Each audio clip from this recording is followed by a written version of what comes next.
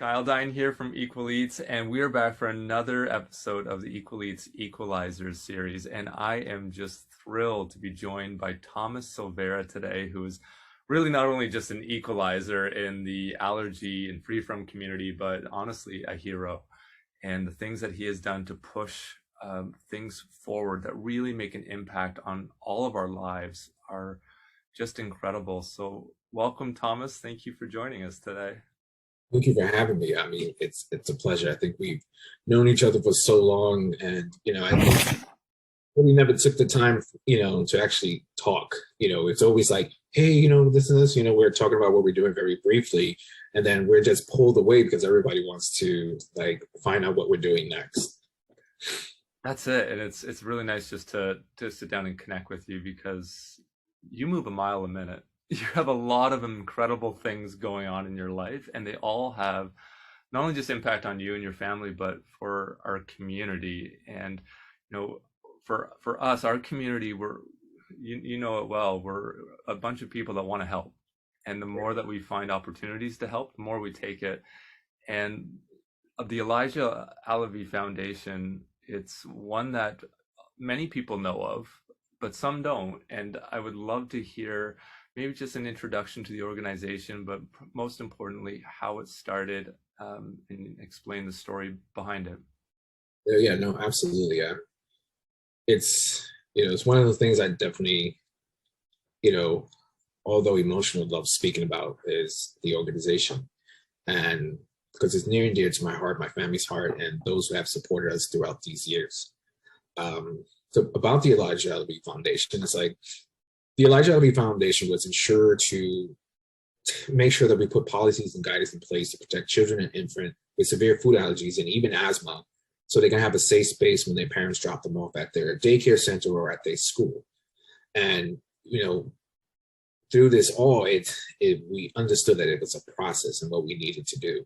And the foundation was created through tragedy, and I say tragedy meaning because of the death of my son Elijah.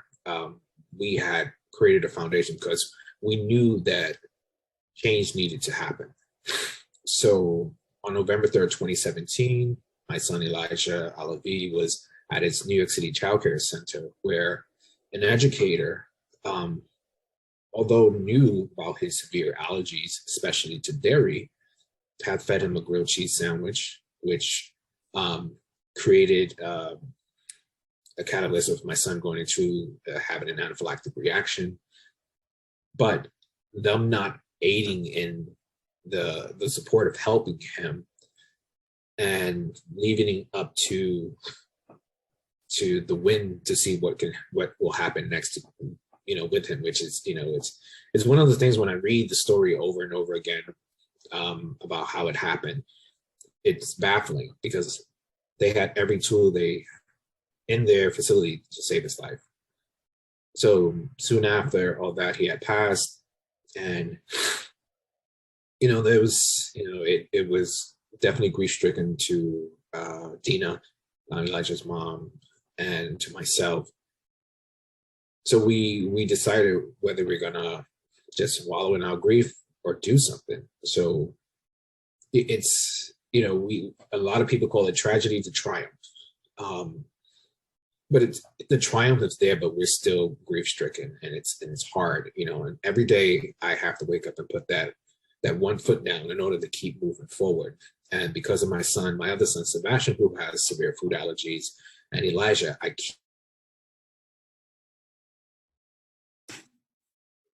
have to change. And, we've been doing that every day since the day after he passed. We've been making sure we can, get the word out, create awareness. We started off small, and we're, scaling on a larger scale. Well, first off, I'm so sorry. And every time I hear Elijah's story, my eyes tear up because it's everybody's worst nightmare. And as somebody, I've got multiple food allergies myself, and I just think of growing up, of my parents, how much it was their fear and how much you put trust in all of these institutions and people, and there's only so much you control, and you don't know what you don't know about how much they're prepared. Right. And um, yeah, there's I just for me and my history of allergic reactions, there's so many close calls. There's been times I've used epinephrine. There's been times that I've just been really scared of situations, and you know, but as I've gone through the system, not only I don't really remember daycare, but from daycare to school to high school to college and even to the workplace, at every single stage, I've discovered gaps in the system. And the fact that you are zeroed in, focused on probably the one gap with the most vulnerable age of children and toddlers at the daycare level is so valuable, because they're the ones that don't have the voice for themselves, and they're the ones that don't have that parent right over them at all times when they probably need it the most. So, Yeah. just on a personal level, thank you for tackling this gap. And I guess what challenges in the very beginning did you find with that area of trying to influence daycares and safety practices? The challenges that we've experienced from the very beginning, even to now, is that you you have people, especially in the legislative field, who don't see a need for a new guidance or policy. So, and there are even times there are also educators that are more concerned of the liability aspects opposed to a life being saved. So those are the challenges we face along the way. I think New York was the most easiest one. We probably had maybe two oppositions, but they were on the financial aspects. But other than that, we've had a good movement with that.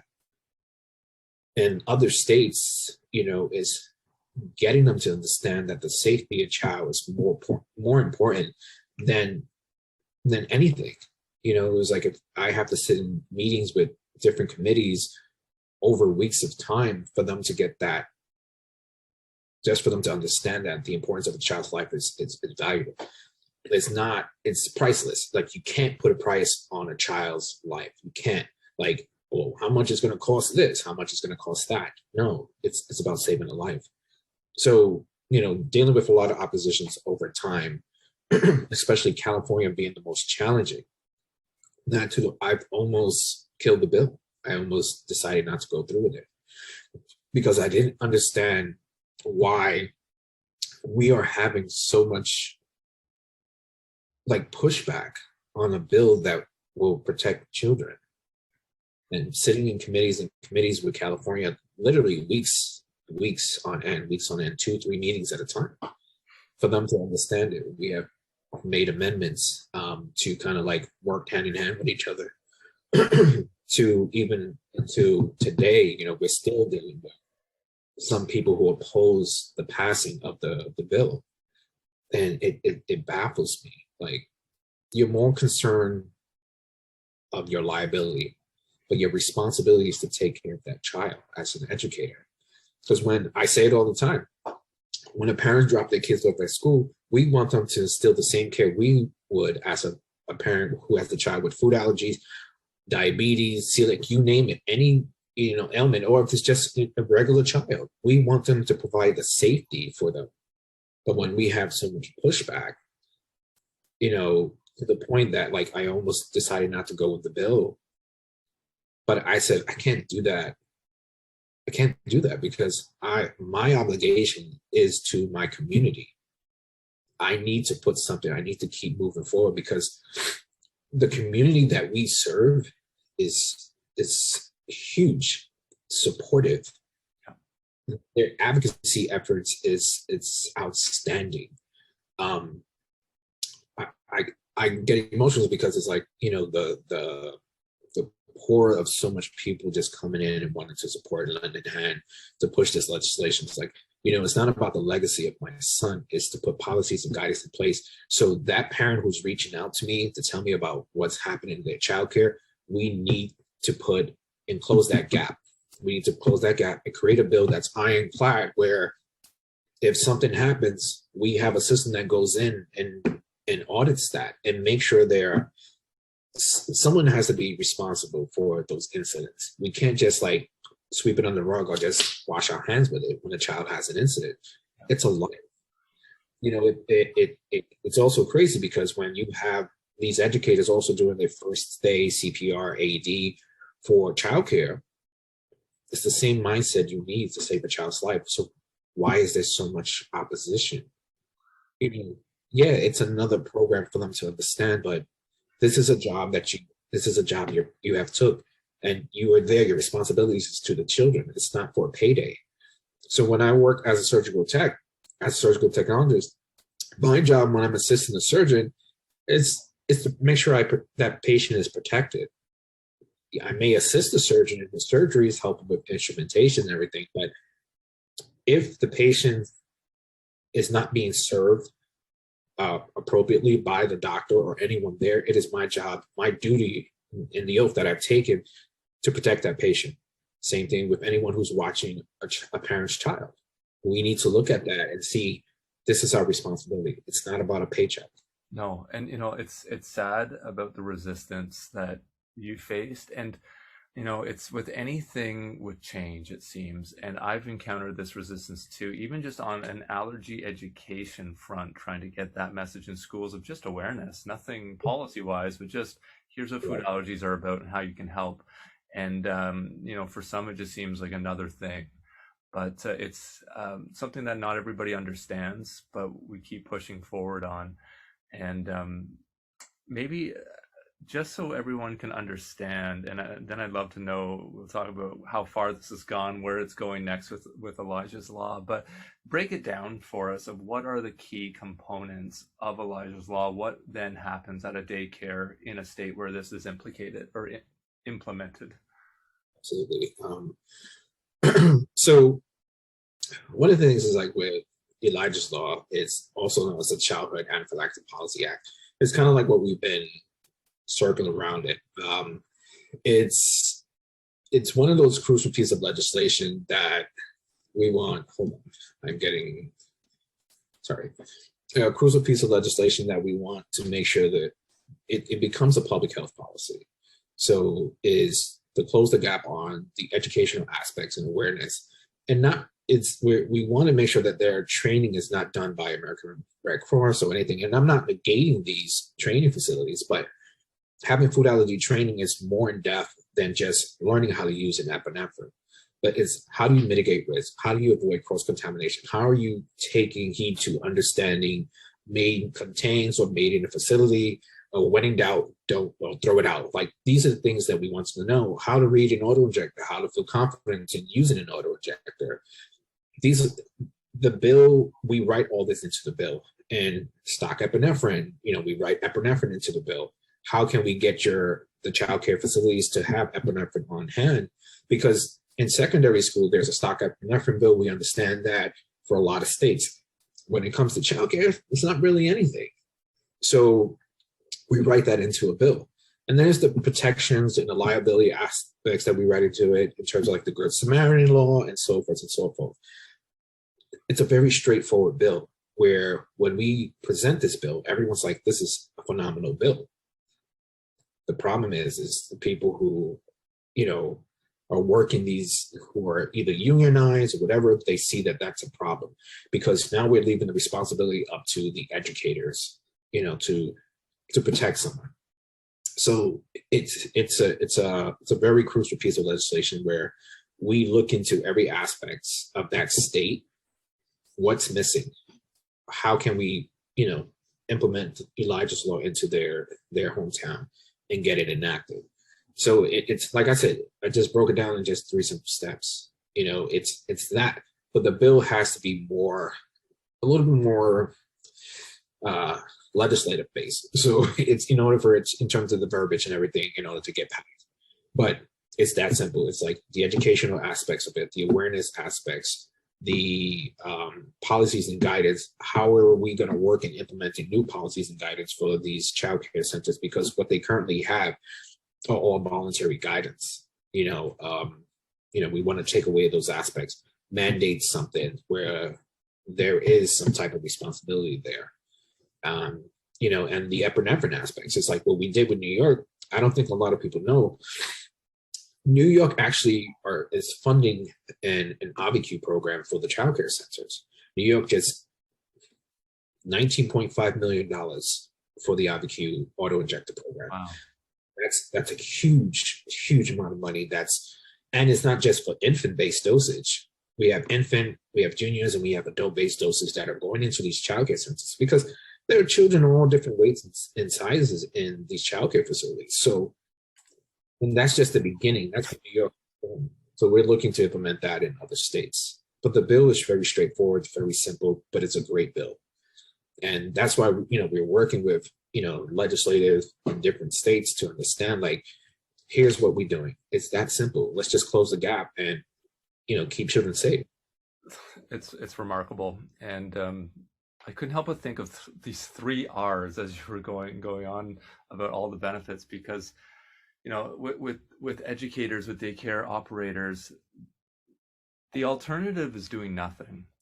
And Correct. And faced with a real situation, I don't think anybody would ever in the worst nightmare want that, and to deal with that and be unprepared. So the fact that you have a program that's helping them recognize, or sorry, even before that, reduce the risk overall in a child care facility, and then if something did happen, to recognize it, to be aware of what is happening, and then to react, to actually treat a reaction and be part of the solution to help save lives and keep kids safe. And when you break it down on that level, it's hard not to rally around, because it's something that's pretty straightforward, simple, and makes our society a much better place. And for anybody that's done training on any type of life situation, whether it's using a defibrillator or epilepsy awareness, these are things that people genuinely want to know and help with. So I think this is a generally new condition for a lot of people. They might not have been directly affected by it in their family, but it doesn't mean it doesn't exist. And it is definitely something that needs to be dealt with. So Elijah's Law has grown in leaps and bounds from New York City, and now how many states? Which ones is the law in, and possibly where's it going? Yeah, so far 4 states we've had Elijah's Law in: New York, Illinois, Virginia, and now California. California, we're waiting on the signature from Governor Gavin Newsom. We've been having a lot of call to actions for that. Let's get this governor to sign this bill. So, like I mentioned before, it's like we didn't know the trajectory of how Elijah's Law would take shape. But knowing, Elijah's mom was like, no, we need to go bigger. There was definitely, no going home after that. Yeah. And then meeting with Jonathan Carroll back in, I believe it was 2019, he decided to take on the bill, and he was like, okay, what's next? So every time we get a bill, we're like, okay, what state is next? What state is next? What state is next? Virginia passed the bill swiftly. I was like, the legislative process is different than, in every state. But I didn't know how fast Virginia passed that bill. It was like the minute we submitted, we were having meetings, and then, okay, the bill's passed. Wait, what? And the governor, we had Pritzker sign it for Illinois. We had who is the gentleman? Youngkin for Virginia. So, we're like, okay, California, let's do this. We're talking about 2.1 million children in California that this bill will be affected by. Young children in childcare. We're talking about, we got both the East and West Coast. So, our eyes are set in other states. We looked at Texas. Texas has a similar bill that was actually being implemented before New York, but we're actually going to reintroduce something in Texas. It's almost like like they took on some of the shape of that, but it was introduced by someone else that I knew before Elijah's Law. So we're going to work on Texas, Florida, a couple other states. You know, we work Pennsylvania is still in the legislative process. We're going to be working on Connecticut, Kansas, Michigan. You know, we have a Wow, lot of the goal is to take something like this into federal legislation. amazing. Federal legislation. And we knew that that's a pretty a huge leap, but we're doing it state by state as we talk with others about a national legislation. Amazing. Thomas, you and Dina, everyone at your foundation, you are an unstoppable force of good. And on behalf of everyone in the food allergy community, thank you for all you do. I know it's tireless work that you're putting in and a lot of hours, and but it's all coming from your heart and it's passion and it's appreciated. For everybody that's watching, I know what they're asking. How can we help? We want this in our state. You know, how do we push this forward? What can people do to support your mission? Yeah, no, absolutely. So one of the great things I don't think many people know that my foundation and AAFA, we partner up to do research in every state on their policies and guidance from secondary to childcare. And we found all the gaps. We found all the gaps and we created what is now the Elijah's Law Toolkit. So this toolkit, if you go to aafa.org/Elijah's Law, ELIJAHSLAW, or you go to the Elijah Alavi Foundation.org, you can find the information on there. This toolkit literally breaks it down to you. It is the blueprint on how to get Elijah's Law in your state. It's basically almost foolproof in a sense. It's how to write a letter to your legislator, who to contact in your state. It has my story. It has every state that's on there where there are gaps, what needs to be implemented. So it makes it very simple. So if anyone wants to do that, they go to aafa.org/Elijah's Law or to the Elijah Alavi Foundation.org. You can find the information there and download it. You can download the whole entire toolkit. It's free. Amazing that you put those steps together for people. Yeah, we talked about this toolkit in 2018, but we finally got it launched early this year in February. So, which was great. A lot of work went into it. It wasn't just something, hey, you know, it was a lot of research that went into it. And I was so happy to work on that project because, you know, it's something that is passionate about me. And it's along the lines of what I've been doing in my career anyway, in terms of academically. So it was, I'm very grateful for AFFA. And also with the training aspects of food allergy, we were able to put the training that my foundation and Belay, we were able to write that into the toolkit as well, you know, and with our training, we're getting it in every state as well. Unbelievable. And for anybody who might feel intimidated about contacting legislators, maybe that's something you've never done before or been part of that process. This will link to this in the article and under this video, so you can see the toolkit. But it is something that your voice really does matter, whether you've done it before or it's your first time. And one of my favorite stories about impacting change in the allergy world was, I think it was New Hampshire, where the restaurant bill that actually passed for food allergy protocols, it was suggested by two teenage girls that had food allergy, and they just wrote a letter to their state legislation.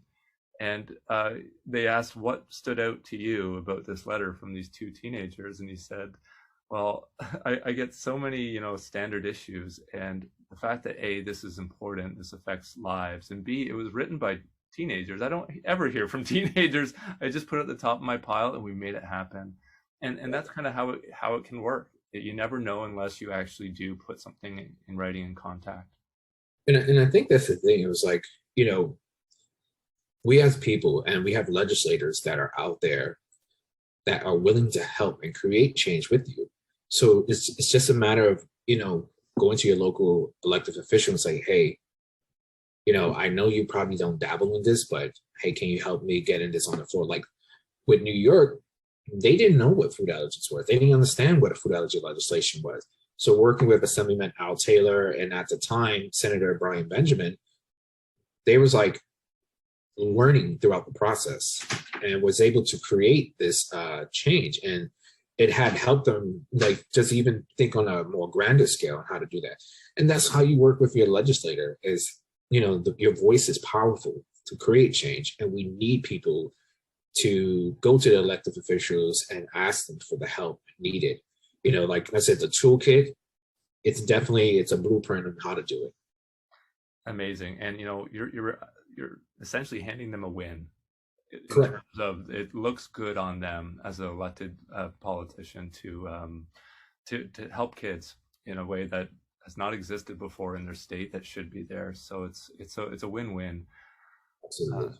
Thomas, it's so great to connect with you again and hear your story, hear how people can help, but most importantly, how it's grown over the last short time. And I just hope it all continues and that impact just keeps on snowballing.